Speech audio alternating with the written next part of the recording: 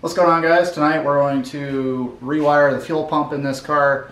This got upgraded to a Walbro 450 and it's pulling a little too much current for the stock wiring, so I'm going to show you guys that and show you how to upgrade it. It's pretty easy. We're going to put a relay in there to get a dedicated power circuit to run the fuel pump, so it's not running off of the factory wiring. We'll just use the factory wiring to trigger the fuel pump. And then tomorrow I'm going to go take this thing to Bandimere and race it at the PSCA/PFI race, and we'll see how it does. Alright, in the back of the EK, under the rear seat, you're going to find this metal cover that's held on by 4 screws. Stock wiring goes through this rubber gasket right here. This is my upgraded power wire. Underneath the cover, you've got the fuel pump sending unit right here. This is the fuel pump. Stock wiring goes through this rubber boot. You can see the difference in the wire size here. So this yellow and black wire is the stock wiring, which is fine for the stock fuel pump, but when you have a big fuel pump, you know, pulling 20 to 30 amps, you need a bigger wire. So that's what we're going to upgrade. I'm going to get this out of here.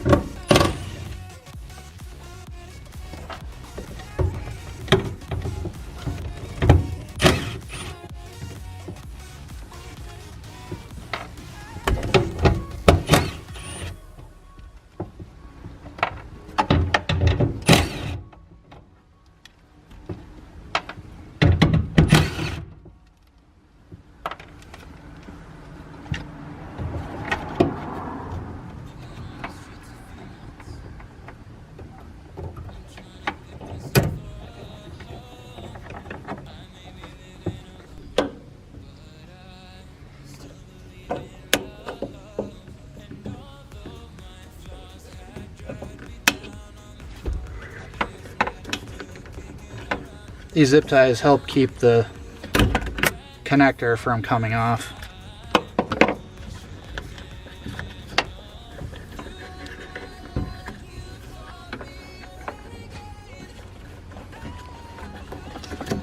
Which you can see here.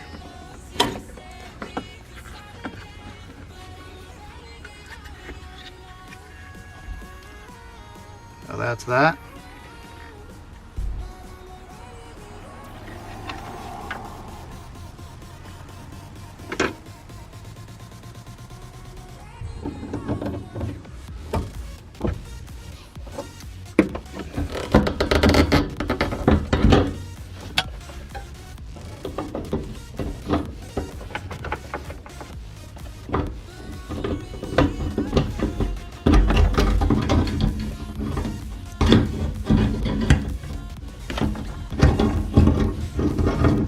There's your fuel pump.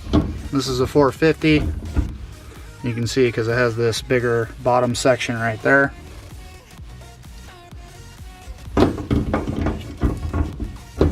It does have this larger wiring on the connector at the fuel pump, so that's probably okay.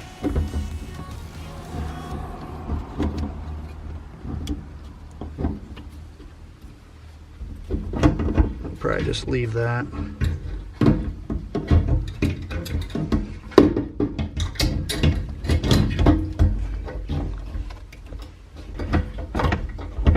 Maybe.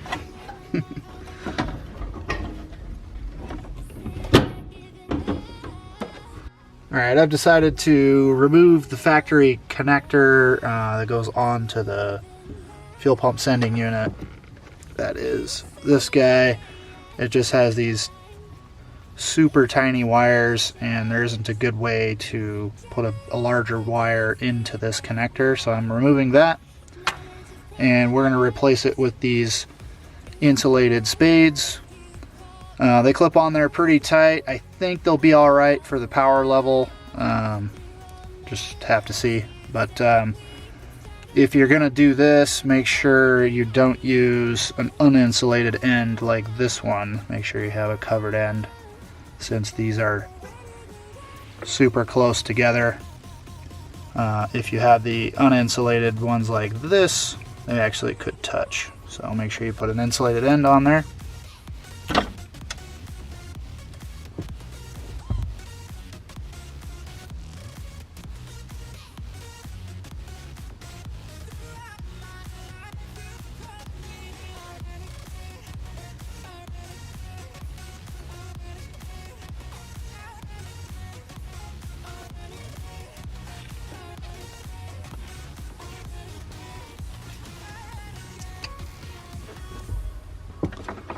So your power goes through the center, and the ground is on the side over here, and basically the whole top of this is ground.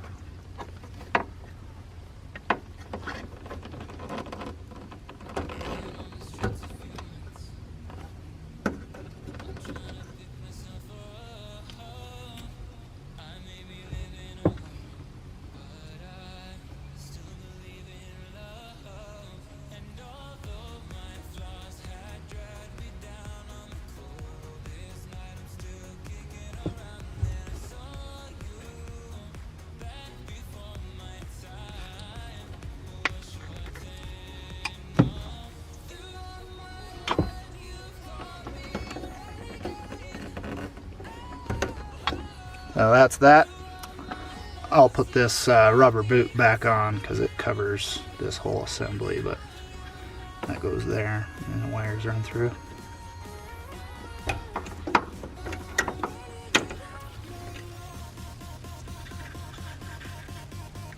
And like an idiot, I should have put the ends on first or after.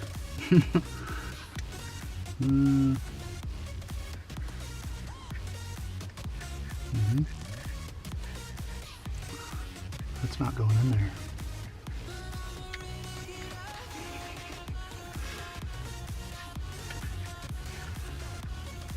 Well, sometimes you screw up. This is one of those times. Alright, I've got the insulated ends on there, got this rubber boot back on. I'll put a couple of zip ties on this to make sure these don't come off as well.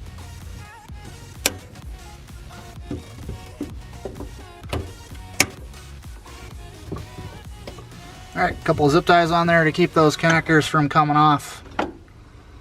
And then just get this rubber boot back on.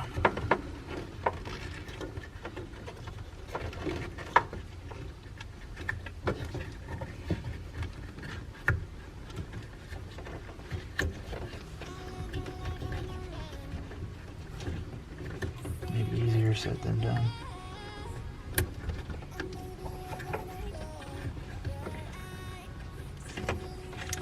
Alright, so there, now we've got the upgraded wiring completed for under the cover here. I still need to add in the relay, which will happen outside the cover.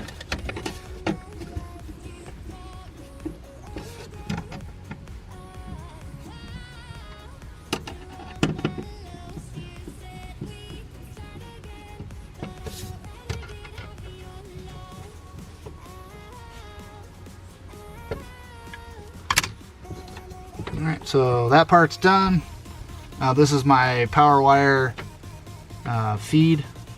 So this will get cut, and then one side will go on one side of the relay, the other side will come out of the relay into the fuel pump, and then this is my ground.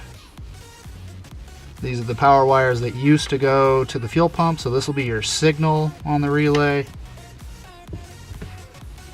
And then this is ground as well. Part of this fuel pump wiring upgrade is putting this relay in the system. This will take the load off of the factory wiring and just use this to provide the power. The way that these relays work, this is a standard 4-pole relay. You've got power coming in on one side, going out on the other side. You've got signal and ground. And these can be flip-flopped, it doesn't matter. But you always have, the switch is between 30 and 87, or 87 and 30, depending on which way you have it wired. And then you have your signal and your ground.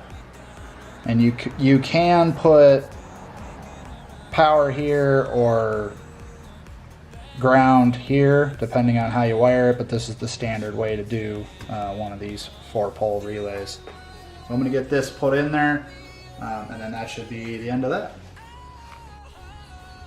Alright guys, got the fuel pump wiring all finished up. So you can see down here we've got, this is the 4-pole relay. You've got power coming in, power coming out. The yellow with green is the signal. And then this other one was the ground, factory ground. So I've got the big ground going to chassis, coming out of the fuel pump, and then this is the power going in. So that's it. That'll take the load off of the factory system, and hopefully things will run a little better. I was kind of running out of fuel pump, and with that 450 that shouldn't happen, but I believe that was just because I was on the factory wiring. So if you guys like this video, make sure you give it a thumbs up, and I'm gonna hit the track tomorrow, so you'll see another video from me real soon. Have a good night.